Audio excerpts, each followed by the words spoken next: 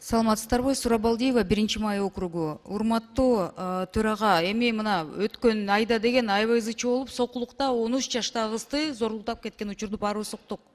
Ал жерде 10 эркек, 9-10 эркек деп атышат.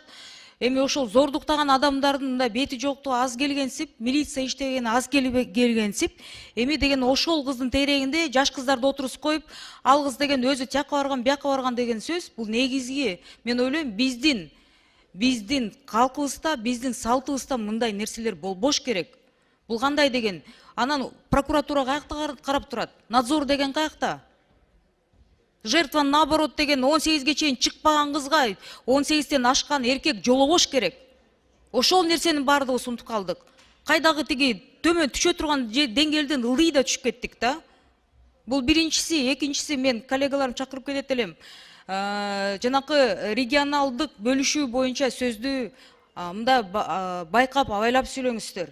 Анткени деген, мисалы, мага деген арыздар келип атат. Энергетика министрин барып текшергиле дейт. Бүт өздөрүнүн жердештерин алып алыптыр. Проверьте все ключевые назначения. У меня прям список мне скинули. Мен ойлойм, мындай маселени парламенттен биз көтөрбөш керекпиз. Мындай маселени жазып, ошактан по факту текшерип туруп, анан сүйлөш керек. Анткени ар бир ведомствоны карап көрсөк, ар биринде деген и жердешчилик маселеси чыгат, и коррупция маселеси чыгат. Поэтому какие-то, если уже далеко ходить, не надо. Бияка келген бүт министрликтер, давайте анда комиссия түзөлүп, бүт текшерип чыгалы.